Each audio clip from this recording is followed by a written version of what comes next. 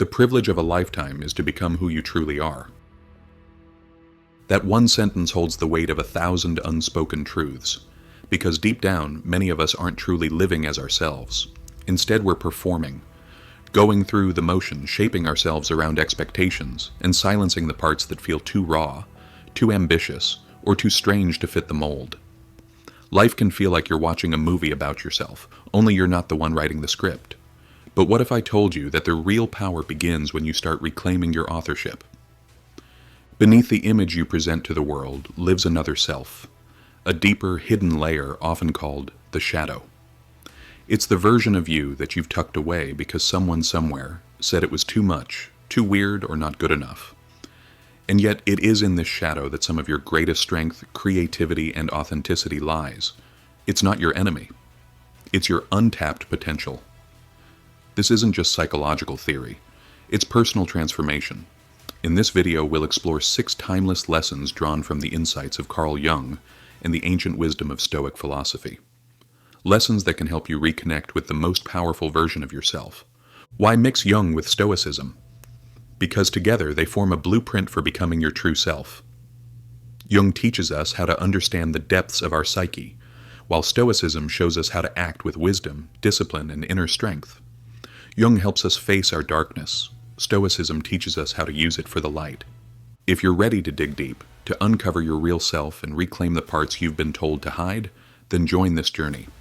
Like this video, share it with someone you care about, and subscribe to the channel so you don't miss the next step in your growth. Every bit of support helps spread this message to those who need it. By the end of this video, you won't just understand your shadow. You'll have the tools to integrate it, transform it, and become your truest self. Let's begin. Lesson 1. The Shadow Self. Sometimes life feels like you're watching a movie about yourself, but not the version you carefully curate and present to the world. Not the version that smiles on command, agrees to keep the peace, or speaks only when it's safe. No, it's a version that exists behind the scenes, silently observing, reacting, and carrying the weight of every suppressed thought and emotion. There's a part of you, intense, passionate, ambitious, maybe even a little chaotic, that doesn't always fit neatly into your identity. And so you tuck it away, you silence it, you pretend it isn't there. That part? That's your shadow. And while it may feel like a problem, it's actually the beginning of your power. Carl Jung coined the term shadow self to describe the hidden parts of our personality, the traits we disown, suppress, or avoid because we think they're unacceptable or incompatible with who we want to be. But here's the truth.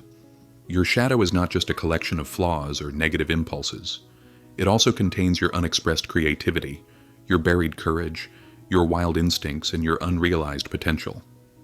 Everything you've ever felt was too much or not enough has been sent into the shadow. And ironically, it's often the very things we hide that hold the keys to becoming our most authentic self. Think about it.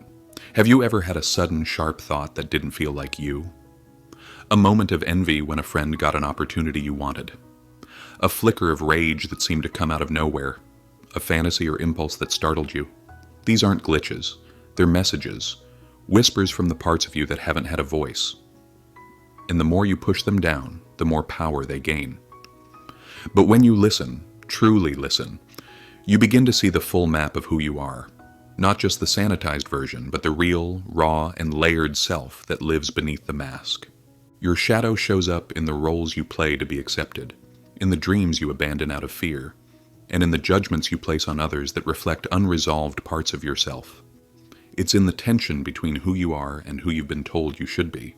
And facing that gap is uncomfortable. It forces you to ask, what have I disowned in order to feel safe? What truths have I buried in exchange for approval? The answers are rarely easy, but they are always liberating. The Stoics believed in the transformative power of self-knowledge. For them, the path to virtue wasn't through blind positivity or rigid control, but through understanding and embracing human nature, all of it. And that includes the messy, inconvenient parts we'd rather ignore. They taught that to live wisely is to live in accordance with nature. That doesn't mean just external nature. It means your inner nature too. And that includes your anger, your fear, your ambition, your pride. Not to indulge them blindly, but to understand them deeply and to transform them into strength. Let's say you've always seen yourself as the calm, agreeable person. the one who avoids conflict. But underneath, there's a part of you that's fiercely competitive, impatient, even confrontational. You suppress it, afraid of what it says about you. But what if that part of you is the very fire you need to speak your truth, to stop being overlooked, to fight for your dreams? The shadow isn't dangerous because of what it is. It's dangerous when it's denied. When left unexamined, it leaks out in passive-aggressive remarks, impulsive decisions, or sudden emotional outbursts. But when integrated, it becomes a tool, a sharpened edge you can use with precision and purpose. This is why shadow work isn't optional if you want real growth. It's the bridge between who you are and who you're meant to become. The Stoics practiced daily reflection not because they wanted to feel bad about themselves, but because they knew that true freedom comes from alignment, from acting in harmony with your deepest values and your full self. And you can't act in harmony with what you refuse to see. When you start examining your shadow, you begin to see its contours, its stories, its wounds, its potential. You see how it has shaped your behavior, your reactions, and even your ambitions. You stop running from your impulses and start understanding them. You stop fearing the dark corners of your mind and begin illuminating them with curiosity instead of shame. Every time you bring something hidden into the light, you take back control. You become less reactive, more intentional, more at peace with who you are. Your shadow, once feared, becomes your greatest teacher. It reveals what you need to heal, what you need to reclaim, and what you've always had inside you but didn't know how to access. And when you welcome those parts, not as enemies but as allies, you stop splitting yourself in two. You become whole. And in that wholeness you find a strength that isn't loud or performative. It's quiet, steady, and unshakable. So ask yourself, what part of me have I tried to silence? What gifts have I buried under shame? What truths have I been afraid to face because they don't fit the story I tell about myself? The answers to these questions won't just lead you to healing, they'll lead you home. Lesson 2. Facing your shadow. Confronting the shadow is not just some metaphorical exercise, it's a real, visceral experience, like stepping into a dark, unfamiliar room inside your own mind. A room filled with memories you've avoided, desires you've labeled as wrong, and truths you never gave yourself permission to feel. It's not warm or welcoming at first. It's uncomfortable. It's raw. It's often terrifying. But here's the paradox. That darkness you've been running from your whole life may be the very place where your transformation begins. To face your shadow is to stop pretending, to stop explaining away the emotions that make you feel like a bad person. It's being willing to stand in front of the mirror, not the one that flatters you, but the one that shows everything, and say, this too is part of me. Most people never do this. They distract themselves. They numb. They blame. Because it's far easier to point outward than to turn inward. But that's why this work matters so much. Because it is rare. And because it changes everything. So what does it actually look like to face your shadow? It looks like recognizing that your irritation with others might be rooted in your own insecurities. It looks like finally acknowledging that your self-doubt has been dictating your decisions for years. It means digging beneath the surface of your reactions and asking what's really driving them. Have you ever lashed out only to later feel confused about why you were so upset? Have you ever judged someone harshly, then realized you were seeing a trait in them that you've buried in yourself? These aren't coincidences. These are clues. Your shadow doesn't hide in silence. It speaks through behavior. The danger comes when we ignore these messages, because when we avoid our shadow, we don't just lose insight, we lose control. The unexamined parts of ourselves don't disappear. They just go underground, and from there, they influence our thoughts, our choices, and our relationships without us even realizing it. Carl Jung warned us that what we do not make conscious will rule our lives, and we will call it fate. But when we face the shadow, we reclaim the pen. We stop being characters in someone else's script. We begin to write our own. And this isn't just about psychology, it's about freedom. The Stoics too understood the cost of self-deception. For them, the path to virtue was paved with self-honesty. Daily reflection wasn't a punishment, it was preparation, a way to strip away illusion and align more closely with reason and purpose. They knew that only by understanding our internal world could we live with clarity in the external one. That's what made them resilient. That's what gave them power. The process of facing your shadow isn't clean or linear. Some days you'll feel strong and clear. Other days you'll feel like you're back at square one. You'll be tempted to close the door again. to run back to comfort. But the growth is in staying, in standing your ground and saying, I'm not going to abandon myself again. Every time you choose to feel instead of flee, to reflect instead of react, you become more rooted in your truth. And that's a form of strength that doesn't depend on approval, achievement, or control. It's a strength that radiates from within. And there's another truth here that most people miss. Facing your shadow doesn't make you harder. It makes you softer in the best way. Because when you see your own pain clearly, when you stop hiding your humanity, you stop expecting perfection in yourself and in others. You start seeing people more compassionately. You recognize their reactions as reflections of their pain, their avoidance as signs of their fear. You stop taking everything so personally. You stop trying to fix others and start focusing on understanding yourself. That shift changes your relationships forever. Imagine what would happen if more people were willing to do this, to sit in stillness with their discomfort, to hold space for their envy, their rage, their jealousy, not to justify it, but to understand it. The world would be less reactive, less judgmental, more connected, more human. And it begins with you. So how do you start facing your shadow? You begin by noticing your patterns, the things that keep repeating, the emotions that surge without warning, the conversations that leave you drained or defensive.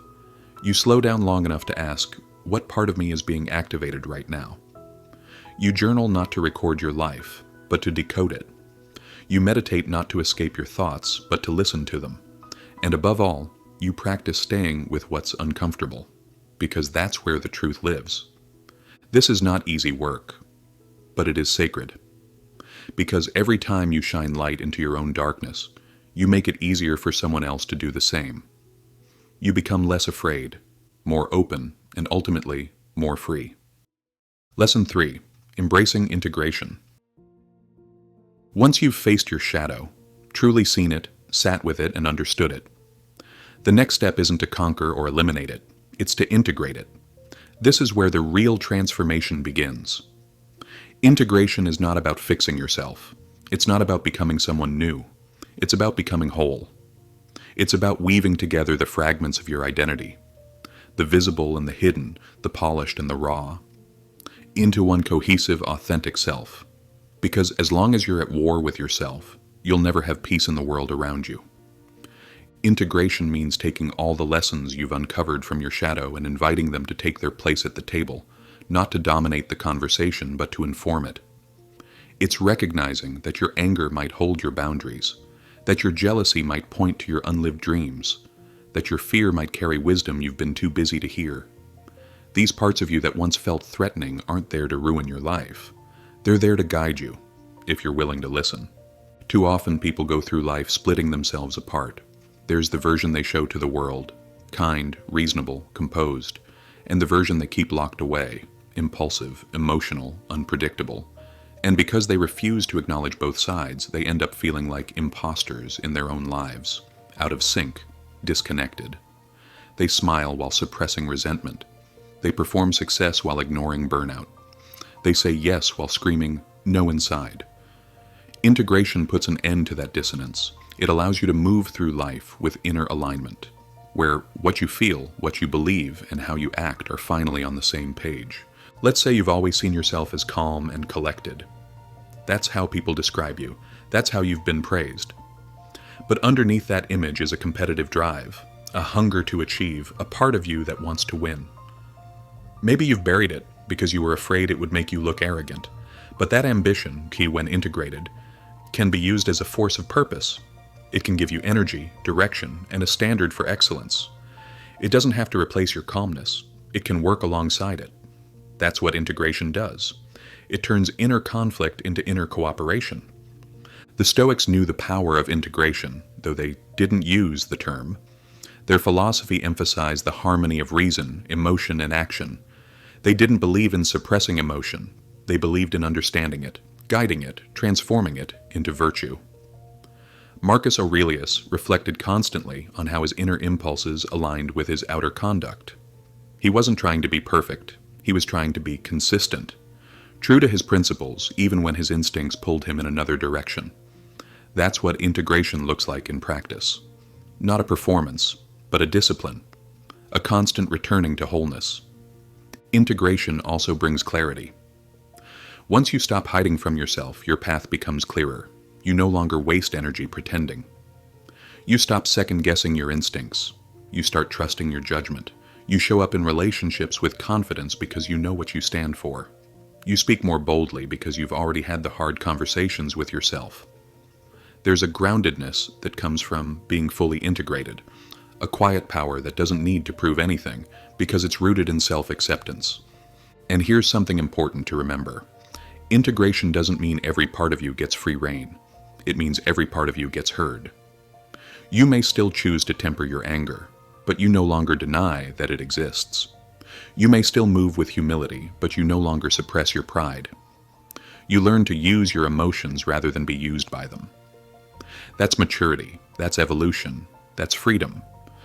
So ask yourself, what parts of me have I still kept separate? What am I afraid will happen if I let my full self show up in my life? What would it feel like to stop editing my identity and start embracing it? Completely? Integration isn't an endpoint. It's a way of being, a commitment to living honestly, wholly, and without apology. When all parts of you are working in unison, when your shadow and your strengths are aligned, you stop fighting yourself. And in that stillness, something powerful happens. You become more creative, more intuitive, more alive, because all the energy you used to spend pretending, hiding, or performing is now available for living. Lesson 4. Take responsibility. Once we've started to see and integrate our shadow, a powerful truth emerges, one that's impossible to ignore. We are responsible for who we become, not just for the traits we proudly display, but for everything that lives within us. Taking ownership of that is not a burden, it's a revolution. Responsibility doesn't mean self-blame. It doesn't mean beating yourself up for your flaws, your past, or your pain. It means acknowledging that from this moment forward, you are the one steering the ship. You are the architect of your character, the sculptor of your soul. And everything that happens inside you, every reaction, emotion, and impulse, is an opportunity to shape who you're becoming. The Stoics knew this well. They taught that while we cannot control what happens to us, we can always control how we respond. But in order to respond with wisdom, we have to understand what's actually influencing our choices. That's why taking responsibility for our shadow is so essential, because the parts of ourselves we refuse to face, the envy, the pride, the insecurity, will continue to shape our actions whether we acknowledge them or not. To take responsibility means to stop saying, "This is just how I am," and start asking, why am I this way? And how can I grow from here?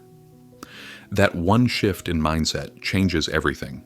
It moves you from being a passive character in your story to becoming its conscious creator. Think about it. If you feel jealous of someone else's success, you can either stew in that emotion, or you can use it as a mirror. What is it reflecting back to you?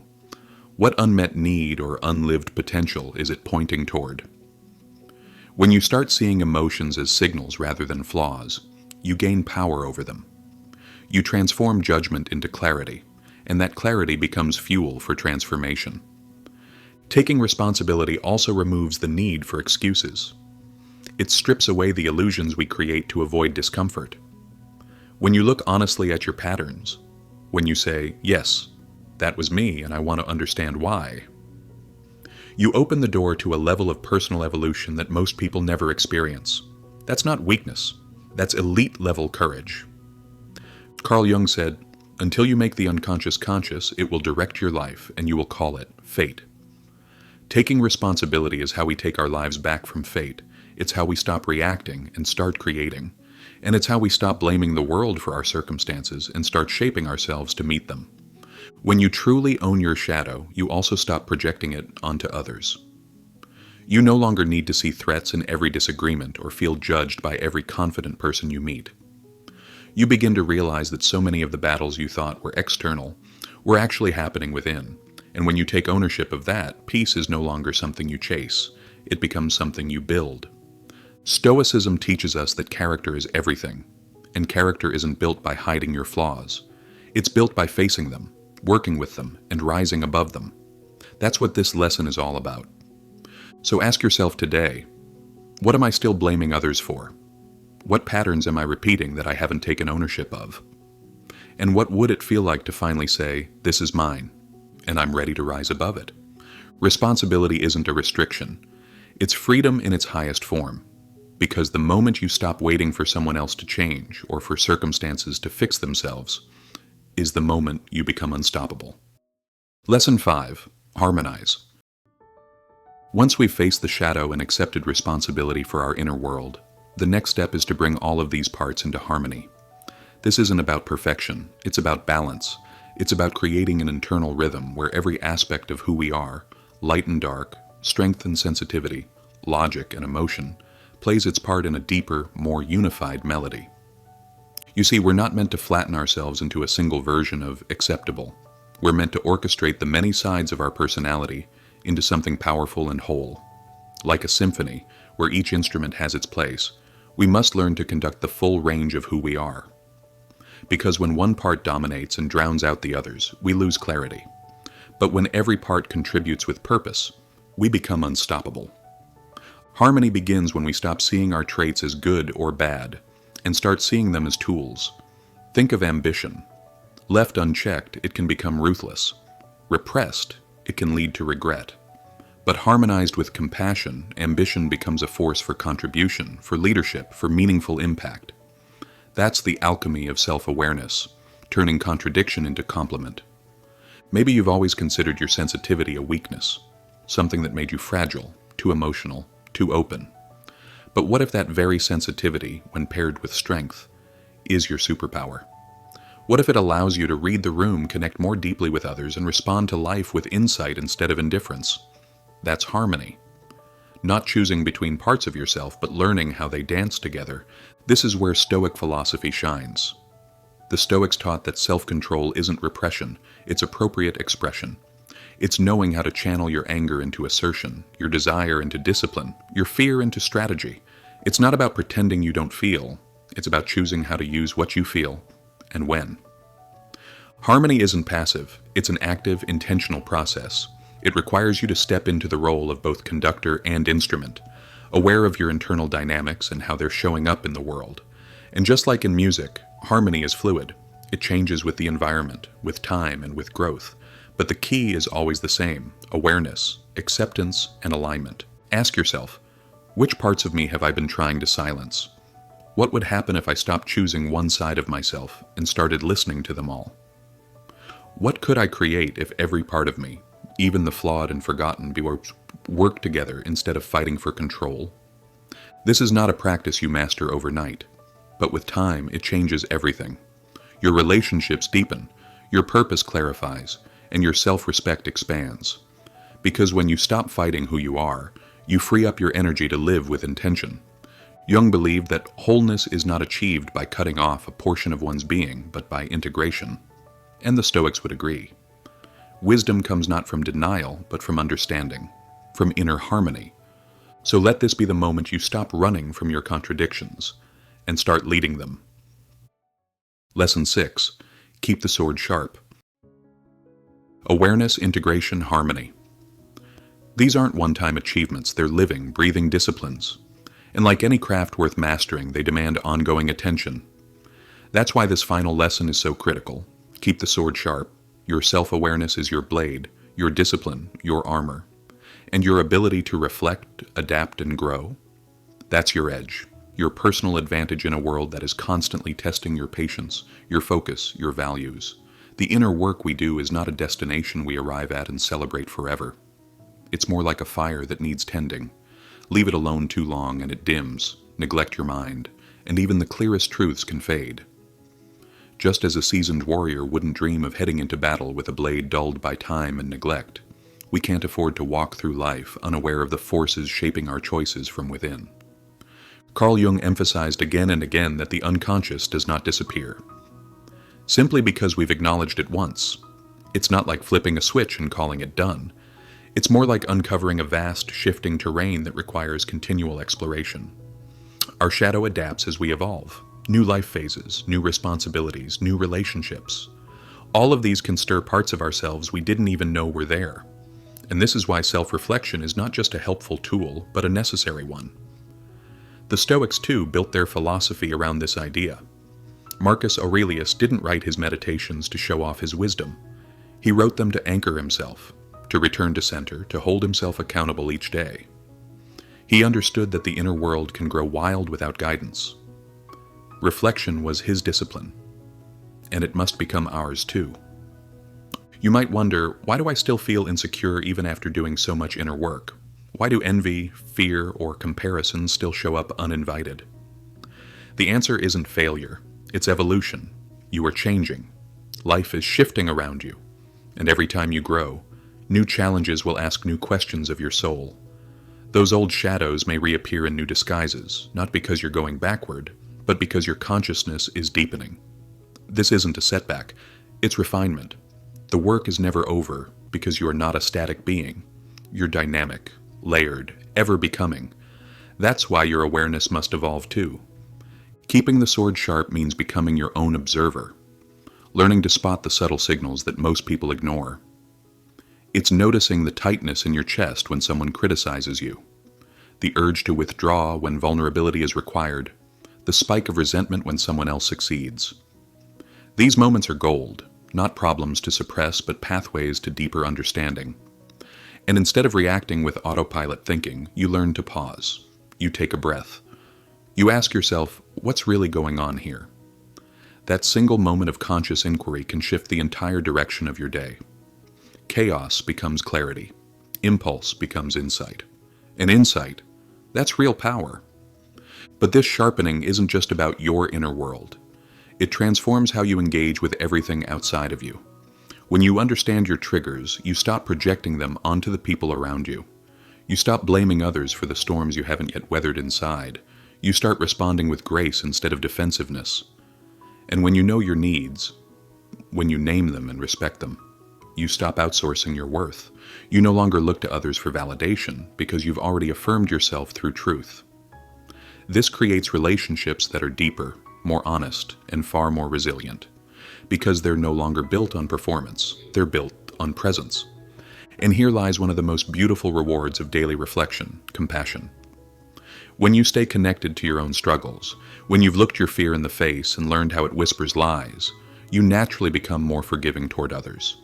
You begin to see their sharpness as pain, their ego as insecurity, their silence as survival.